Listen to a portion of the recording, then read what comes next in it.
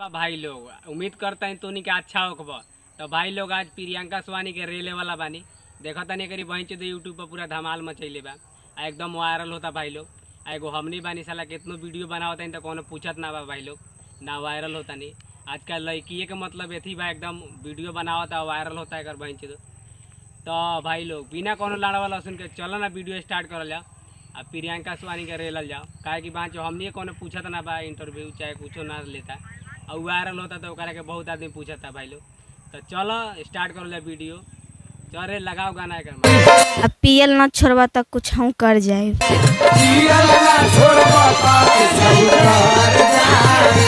कहले रे तोर माइक शूटिंग बंद ना कर मजा आई शूटिंग चालू बता लोग के देखे में मजा आई चालू है यार ठीक बात है चालू बा ना। हां यार तो ये करी बहन से दई बिरनिया बहुत परेशान कर देलक भाई लोग।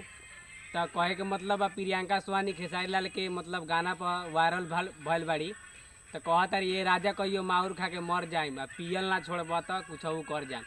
अरे तोरी बहन से तो मरना जो केकरा कहता रे मर जो लाड़ पला यूट्यूब पर पूरा एकदम एथी मचा के रखले बड़े आए मर जो लाड़े के सुनाओ तारे कर बहन से ना यार कई दिन से हम देख के मतलब हम परेशान बनी यार वायरल बा वो अलग के बात बा लेकिन बहन एक एक बात कहल जरूरी बा में सरवाई बिरनी परेशान करता हम लाड़ खीस बरा होता। हम हीरोइन बनना चाहते हैं। का हीरोइन बनना चाहते हैं। फिर से बोलिए। हीरोइन बनना चाहते हैं। तो ये जौन प्रियंका सोहानी बाड़ी ये कहता नहीं हीरोइन बनना चाहते हैं।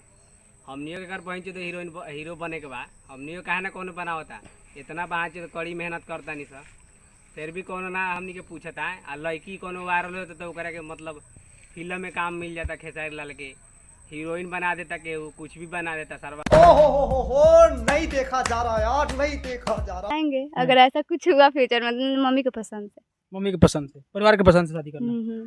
अच्छा ये जो सोशल मीडिया पे आके रील्स बनाना कहा जाता है एक लड़की के लिए बहुत खराब चीज है और आसपास के जो लोग होते हैं बदी कमेंट करते हैं क्या कुछ कमेंट आसपास के मेरे गांव का लोग भी बहुत बोला था लड़की होकर वीडियो बनावता रे तेरा लाज नहीं के बहुत ऐसा चीज क्या बोलता था नीचा दिखाने के लिए मतलब बहुत कुछ बोलता बोलिए कहा शर्मा रही है ये इज्जत रह गइल बा ये तो बनिया भागिए गल ठीक बा कौन लड़का के साथे। हां ऐसा लोग बोलत रहे ये वीडियो बनेला साथ साथ के साथ भाग जा। हां तो कहे के मतलब बा कि जौन एकरा गांव के नेचुरल ब्यूटी के जौन गांव के बा लोग तो मतलब गलत कमेंट करता लोग तू वीडियो ना बनाओ गलत कमेंट करता लोग।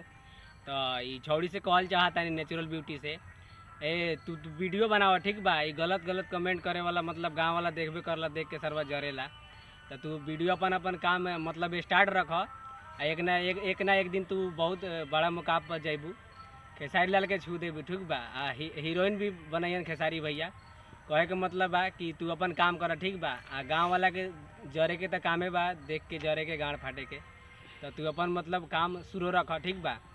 और चला भाई लोग आज आगे दिखाओ तनी का बोलत बस भाई लोग आज के वीडियो यहीं समाप्त करता नहीं कहल चाहता नहीं कि भाई लोग जो नेचुरल ब्यूटी वाला जौन लड़की बा भाई लोग एकदम मस्त बिया लड़की तोनी के चाहता रहो ओकरा से हम शादी करी तो कमेंट कर लोग अगर कमेंट तोनी कइले लोग अच्छा लागल तो हम ओकरा शादी भी करेम और दोनों गोड़ा साथ में वीडियो बनाएम भाई लोग।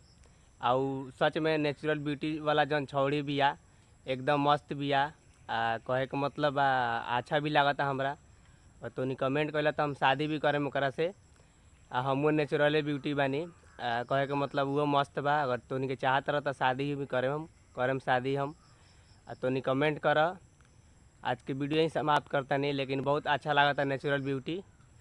तो भाई लोग कहे के मतलब ही बा अगर तोनी के अच्छा लगा था हमरो अच्छा लगा था कमेंट करब लोग तो जरूर ओकरा शादी करेम। तो जात कहता नहीं आज के वीडियो ही समाप्त करता नहीं भाई लोग अगर अच्छा लगे तो वीडियो के शेयर करिए लोग चाहता लोग शादी उदी करे के तो कमेंट कर हम शादी ओकरा से करम बहुत अच्छा लगा था हमारा भाई लोग। तो आज के वीडियो ही समाप्त करता नहीं तब तक लिए बाय भाई लोग फिर मिले दूसरा वीडियो में।